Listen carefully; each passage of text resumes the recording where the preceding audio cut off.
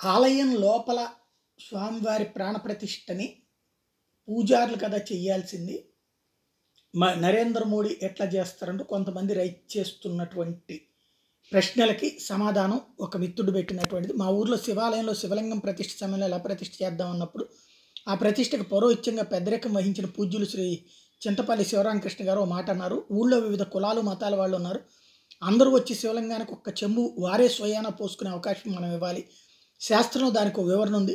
ప్రతిష్టల్లో చాలా రకాలు ఉంటాయి. వాయు ప్రతిష్ఠ ప్రక్రియ ద్వారా ప్రతిష్ఠ చేసిన విగ్రహాలను శివలింగాలను ఎవరైనా తాకచ్చు. అలా ప్రతిష్ఠించుదాం అన్నారు. అలాగే ప్రతిష్ఠ చేసాం. ఈరోజు వాయు ప్రతిష్ఠ ద్వారా ప్రతిష్ఠ చేసిన శివలింగానికి ఎవరైనా లోపలికి ప్రవేశించి అభిషేకం చేసుకోవచ్చు. కంచిపీఠం వారి ఆధ్వర్యంలో పనిచేసే శివాలయాల్లో 2 రకాల ప్రతిష్ఠలు ఉంటాయి. మూల విరాట్కు బీజాక్షర యంత్రయుక్త ప్రాణ ప్రతిష్ఠ, బయట అదే ఆలయ ఆవరణలో వాయు ప్రతిష్ఠ శివలింగాలు అందరికీ అభిషేకం చేసుకునే అవకాశం ఉంటుంది.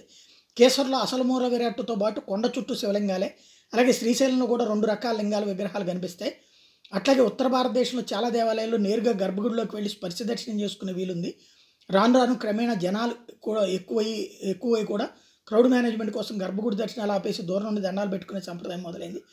శాస్త్రంలోని చాలా ఉన్నాయి. అక్కడ పరిస్థితిని బట్టి ఏ శాస్త్ర నియమం అంటే శాస్త్రంలోని ఏ నియమం ప్రకారం అది అవలంబించే వెసులుబాటు ఉందన్న దాన్ని చేస్తారన్నటువంటిది ప్రొజెక్ట్ చేస్తున్నారు.